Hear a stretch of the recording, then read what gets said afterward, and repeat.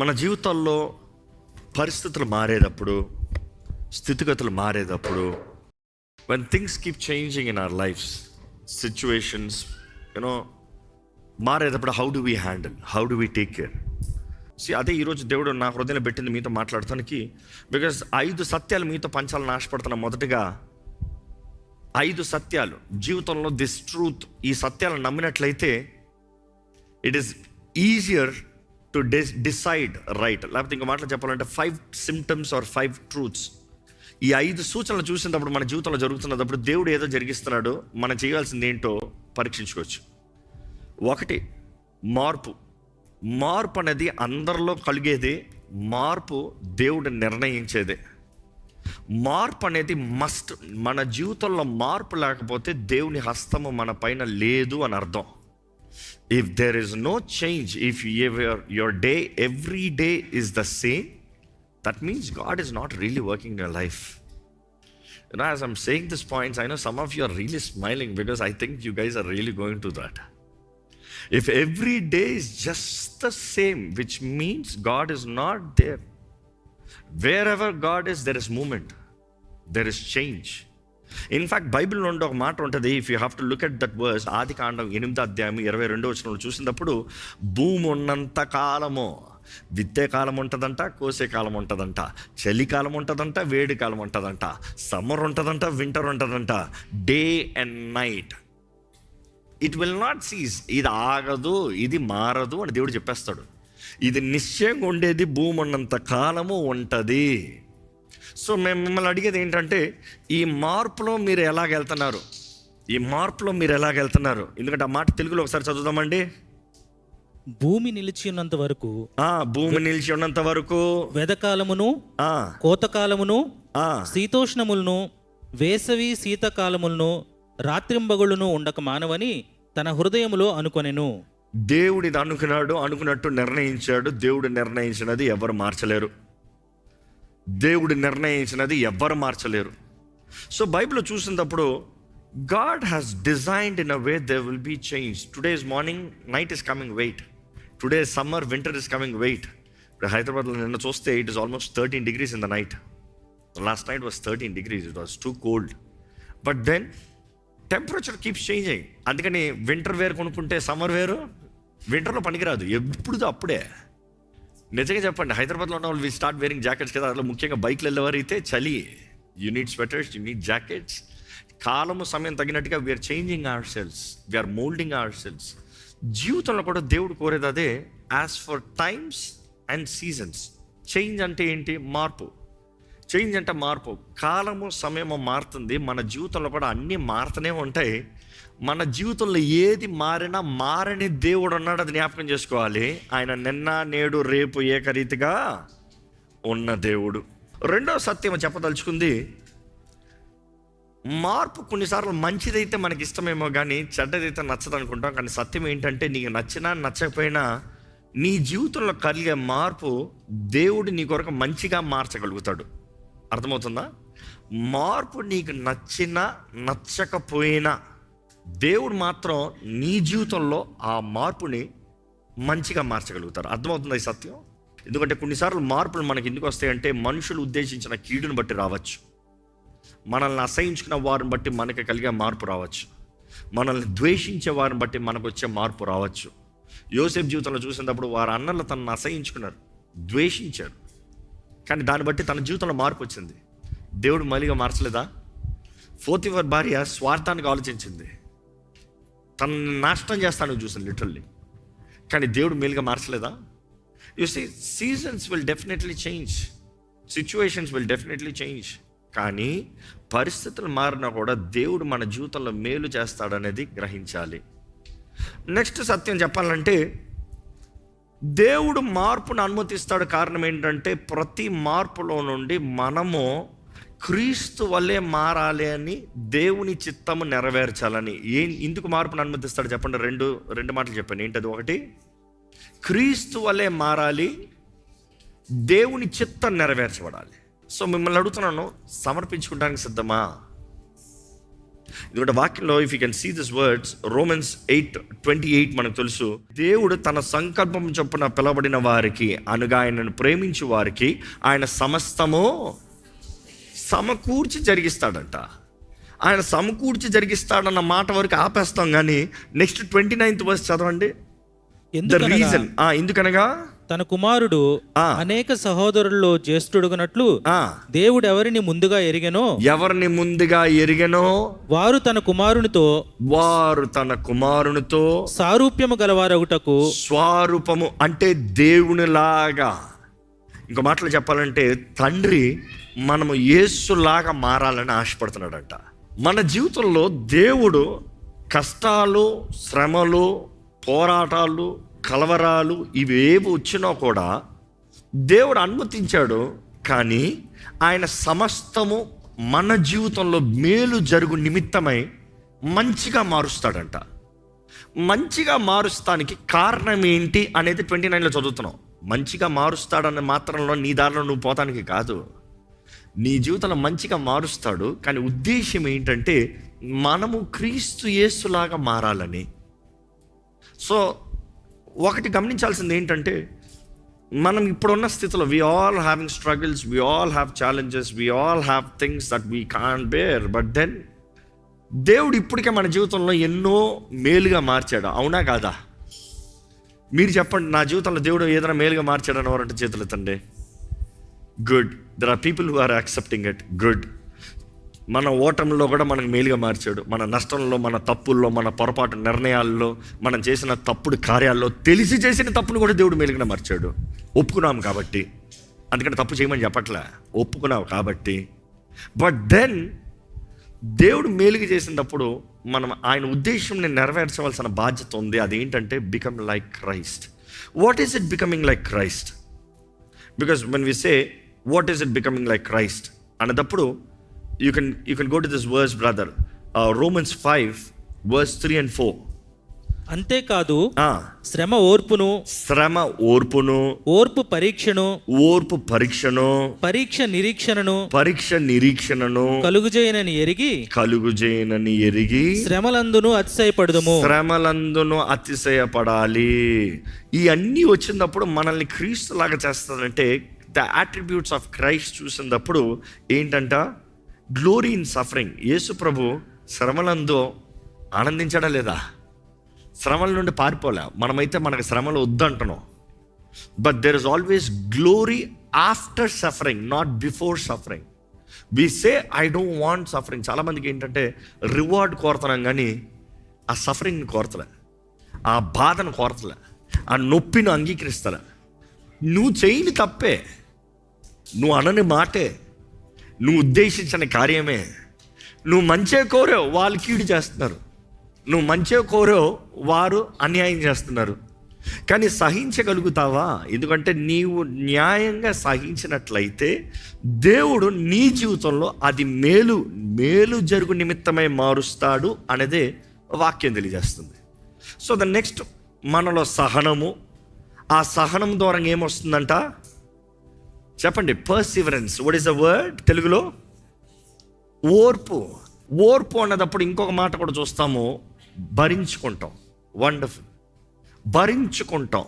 You see, when someone does something bad or something offensive, forbearance means forgive them, give them the opportunity to change.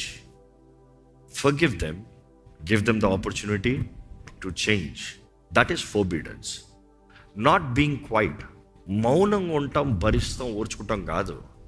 వారిని క్షమించి వారు మారటానికి అవకాశం ఇస్తాం, ఓర్చుకుంటాం.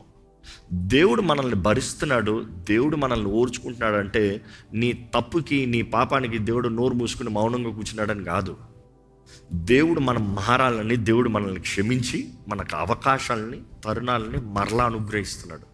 అందుకని ఉంటుంది మనం కూడా ఒకరిని ఓర్చుకుని భరించాలి అని ఉంటుంది. Which means let them change. వారు మారటానికి అవకాశం ఇవ్వి, తరుణం ఇవ్వి. బైబిల్లో చూసినప్పుడు అంటే మనం గమనించవచ్చు, మనం క్రీస్తులాగా మారాలనేది దేవుడు కోరుతున్నాడు. ఇంకొక సత్యం గ్రహించాలి ఏంటంటే,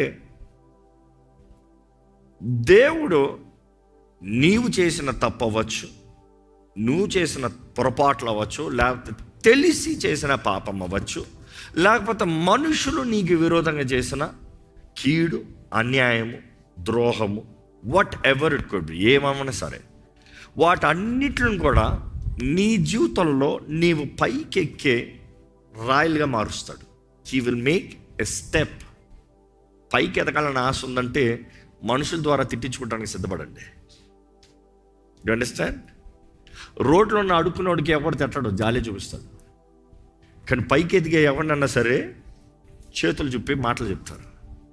లేకపోతే ఇట్ ఇస్ సులభం, ఇట్ ఈస్ వెరీ ఈజీ. జీవితంలో ఏం జరుగుతుందో తెలియకుండా మనం అనుకున్నది వాళ్ళ గురించి చెప్తాం సులభం. దేవుని సేవకుడిగా నేను నేర్చుకుంది ఒకటి, I think from my young age I learn this. It is tough, but then నీవు నిజంగా ఇది నేర్చుకుంటే you will have wonderful relationships. ఏంటంటే ఎవరితో ఏది మాట్లాడినా వారి స్థితిలో నన్ను పెట్టుకుంటా.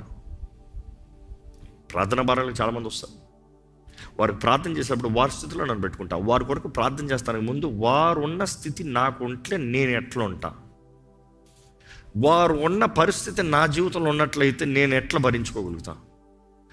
నేను గ్రహించేది ఏంటంటే నా జీవితంలో కూడా ఎన్నో పరిస్థితులు, నొప్పులు, బాధలు దేవుడు అనుమతించేది. I think it is to mould me, to teach me to bear others and understand others. And వారికి పరిచయం చేసేటప్పుడు వారు నొప్పిని అర్థం చేసుకుని దాని తగినట్టుగా ప్రార్థిస్తానికి, వారి పక్షాన నిలబడటానికి అనేది గ్రహించా. So always the key, don't judge anybody, we are not the judge. Suggestions are welcome, opinions are welcome, but then judgement is not allowed.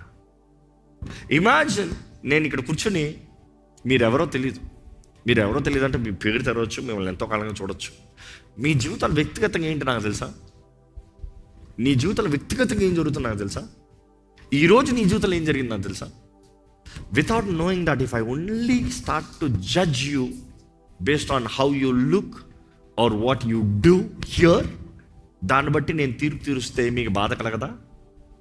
కొన్నిసార్లు మనం దేవుని దృష్టిలో దోషులం అయిపోతాం. కొంతమంది నేను చూసాను, వారి జీవితంలో అక్కర్లేని సమస్యలను తెచ్చుకుంటారు. కారణం ఏంటి తెలుసా?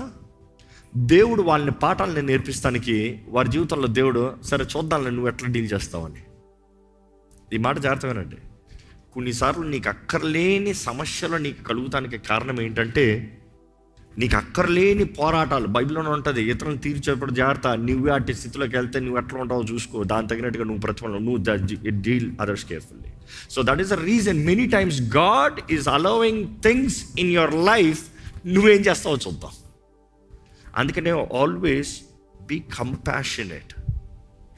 ఇతరులు ఒక తప్పు చేశారంటే ఇతరులు నిన్ను అర్థం చేస్తున్నారు. Put your self in to their situation. వారు ఈ దినం ఎలాగుంది, వారికి ఈరోజు ఏం జరిగింది, వారి జీవితంలో ఏమవుతుంది, వారి కుటుంబంలో ఏమవుతుంది, వారి వెనక. అందుకని చూడండి, ఒక వ్యక్తిని ముందు మనం మాట్లాడేస్తాం, తర్వాత ఆ వ్యక్తితో మాట్లాడి ఆ వ్యక్తి హృదయాన్ని మనం విన్న తర్వాత వీ ఫీల్ గిల్టీ. అయ్యో అనవసరంగా మాట్లాడేసానే, అనవసరంగా ఇట్లా మాట్లాడానే.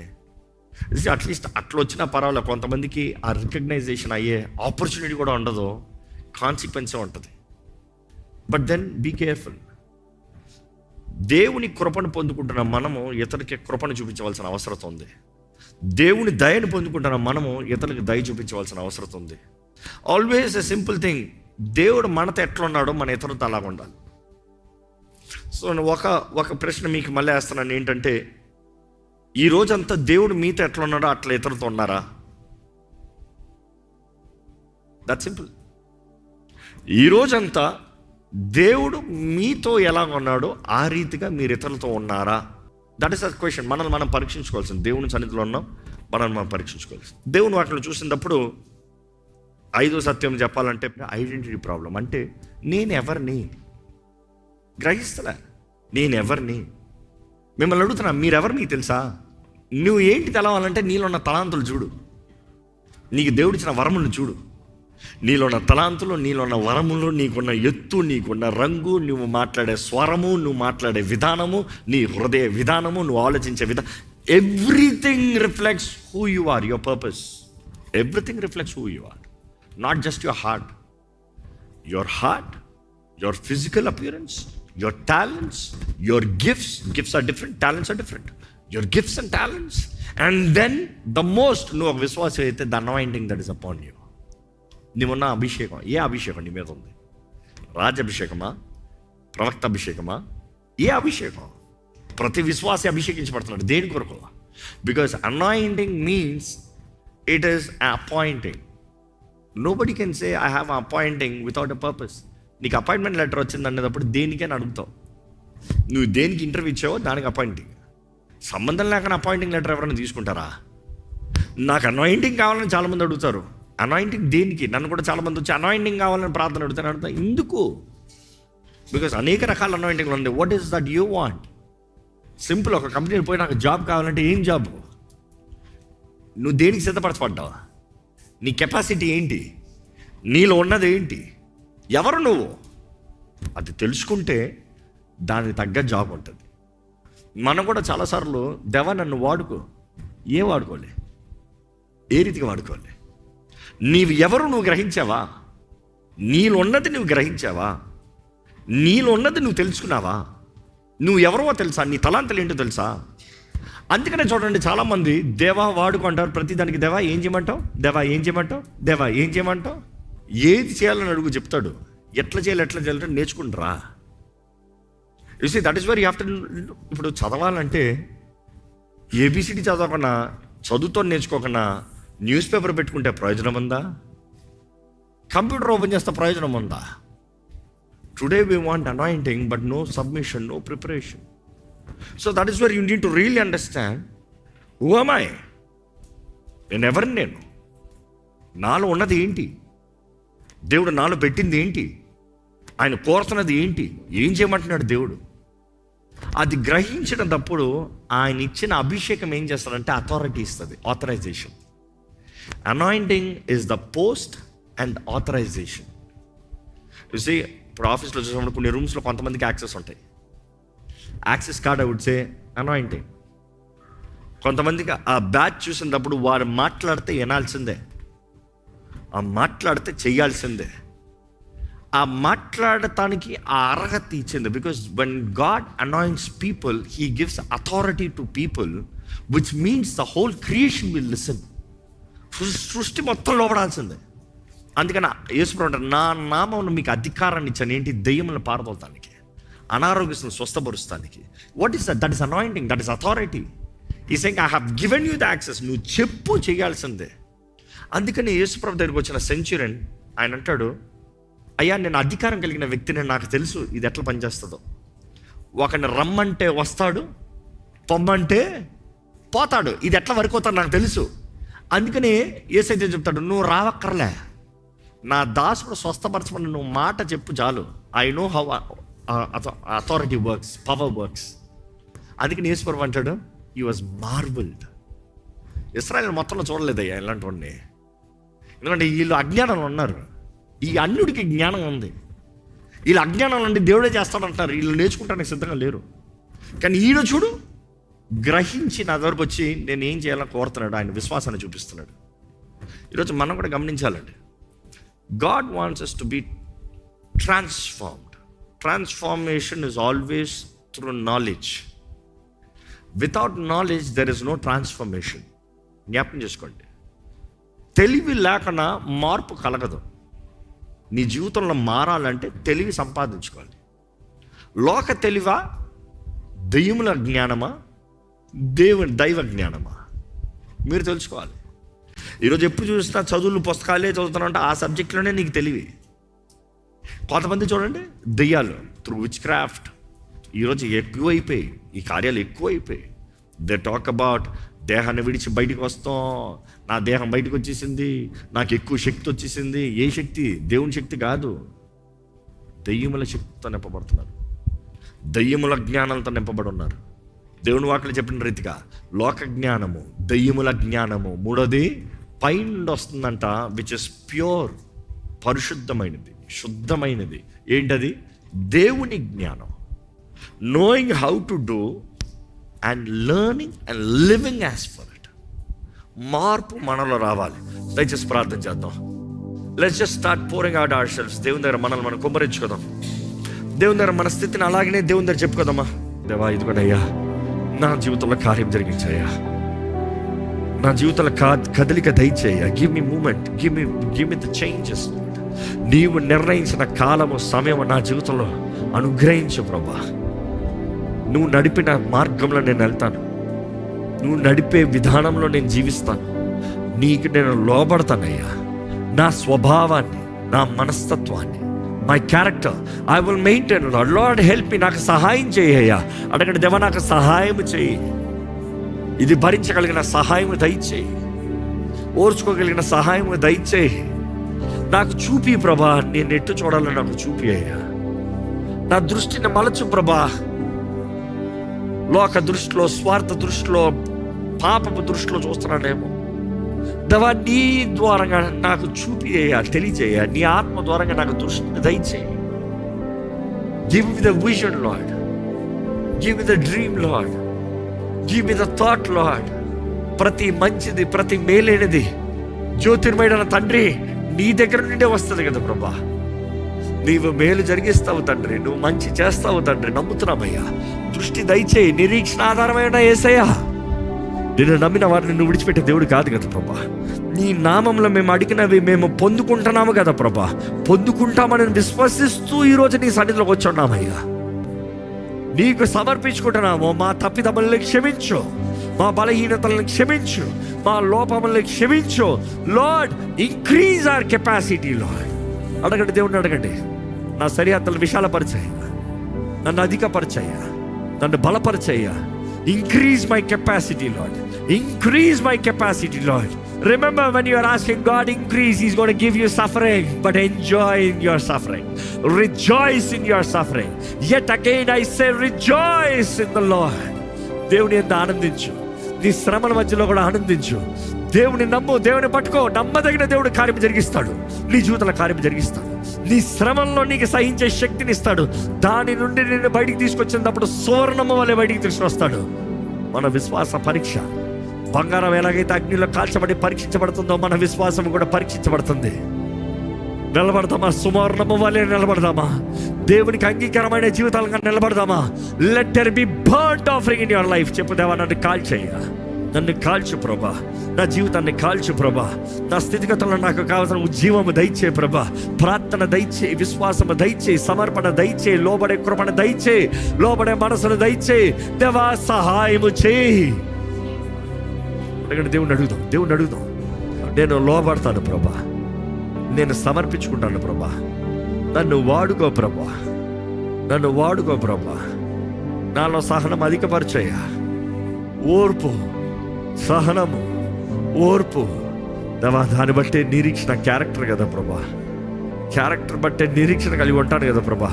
లార్డ్, మంచి బుద్ధి దయచేయ, మంచి మనసును దయచేయ ప్రభా. ఎప్పుడు స్వార్థానికి కాక, దేవా నువ్వేమనుకుంటావా, నీకిష్టమా, నిన్ను సంతోషపెట్టగలమా? దేవా, మా జీవిత గమ్యం ఒకటే, నిన్ను సంతోషపెట్టాలి. మా జీవిత గమ్యం ఒకటే, బలా నమ్మకమైన మంచి దాసుడా నీ నోటి నుండి వినాలి. దేవా, నీకు అంగీకారమైన బ్రతుకు మాకు కావాలి ప్రభా. నీకు అంగీకారమైన జీవితం మాకు కావాలి ప్రభా. ఇదిగో అయ్యా, దయచేయ, మాకు దయచేయ. చెక్కయ్యా ప్రభా, మమ్మల్ని చెక్కయ్యా. అడగండి, దేవుని అడగండి. దేవా నన్ను చెక్కు ప్రభా, నన్ను చెక్కు, నన్ను చెక్కు ప్రభా. నువ్వు ఏ రీతిగా పంపించినా, ఏ స్థితిగతుల్లో పంపించినా, I know you will do good lord. ఇదిగో ప్రభా, ఈరోజు ఈ లైవ్ ద్వారా నీ సన్నిధిలో మేము వస్తూ ఎంతోమంది ఎన్నో ప్రాంతాల నుండి, స్థలాల నుండి, దేశాల నుండి ఈ రీతిగా చేరొచ్చుగా ప్రభా, మమ్మల్ని దర్శించాయా. మా జీవితాల్లో చూడు, మా స్థితిగతులు చూడు, మా బ్రతుకులు చూడు. మా చుట్టూ జరుగుతున్న మార్పుని తునీకరించకుండా, మార్పులో నువ్వు మేలు చేస్తావు, మేలు చేస్తున్నావు. ఈ మార్పుల ద్వారా మా జీవితాలు, నీ చిత్తము మా జీవితంలో నెరవేరుస్తానికి, మా గమ్యము మేము చేరటానికి నువ్వు నడిపిస్తున్నావు అనేది గ్రహిస్తానికి సాయం చేయ ప్రభా. Teach us to endure, Lord. Endure suffering.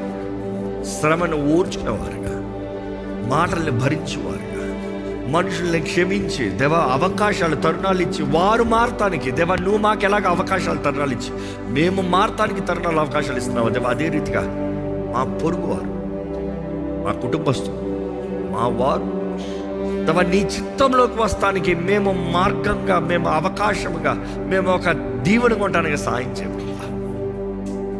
Lord teach us to fight the carnal, శరీరాన్ని, శరీర క్రియల్ని జయించే శక్తిని నీ ఆత్మ ద్వారా మాకు దయచే ప్రభా. నీ వాక్యం సెలవిస్తున్న మాట నమ్ముతున్నాం ప్రభా. ఎంతైతే ఆత్మ ద్వారా నడిపించబడతారో, పరిశుద్ధాత్మ ద్వారా నడిపించబడతారో దేవా శరీర క్రియలను నెరవేర్చరండి దేవా. శరీర సంబంధమే మాలో ఇంకా ఉంటే నీ ఆత్మ నింపుదల లేదన్నది కదయ్యా. లేకపోతే నీ ఆత్మ నింపుదల అధికంగా నీ సహాయం లేదని అర్థము కదా ప్రభా. గ్రహించి సమర్పించుకునే నీ ఆత్మ ద్వారా నింపబడే జీవితాలు మాకు దయచే. నీ జీవాత్మను మాకు దయచేయ సహాయంగా. పరిశుద్ధాత్మ దేవా నిన్ను వేడుకుంటాం, నిన్ను ఆహ్వానిస్తున్నాము. ఫలించే ఫలము మాకు దయచేయ. ఆత్మ ఫలము మాలో ఫలించాలి ప్రభా. ఫలించువారుగా మమ్మల్ని చెయ్యయ్యా. ఇదిగో ప్రభా, ఈ లైవ్లో వీక్షిస్తున్న ప్రతి ఒక్కరు వారి అవసరతల స్థితిగతులు నేను కూడా దేవుడు అయ్యా. అపాయం నుండి తప్పిస్తానని చెప్తాను దేవుడు అయ్యా. దేవా ఇదిగో ప్రభా, నీ చిత్తంలో నిలిచి ఈరోజు వారు బలిపీఠాలని మరలా తిరిగి కట్టువారుగా, పాడైన బలిపీఠాలని మరలా తిరిగి కట్టువారుగా, పునాదులు సరిగా ఉన్నాయా పరీక్షించుకున్న వారుగా, నిలిచి ఉన్నామని మోసపరచబడేవారుగా కాకుండా పడిపోకుండా చూసుకున్నట్లుగా దేవా జాగ్రత్తతో, పరిశీలనతో నీ ఆత్మ స్వరము వింటూ మమ్మల్ని మేము పరీక్షించుకుంటూ మా జీవితాలు నీ చేతులకు సమర్పించుకుంటూ నీ ముందు ఎలా ఉన్నామని చూసుకోవాలి. మేము చేసేది నీకు అంగీకారమైన అది పరీక్షించుకోవాలి. మా మాటలు నీకు అంగీకారమైన పరీక్షించుకోవాలి. మా స్వభావం నీకు అంగీకారమైనది పరీక్షించుకోవాలి. దేవా ఈరోజు ప్రతి ఒక్కరు అవసరతలు నీ చేతులకు అప్పచెప్తున్నాం. ప్రతి ఒక్కరు అక్కర్ల అవసరతలు నీవే తీర్చి నీ ఇష్టానుసారంగా నడిపించమని ప్రభు యేసు నామములో అడిగి వచ్చున్నాం తండ్రి, ఆమేన్. దైవం నీవయ్యా.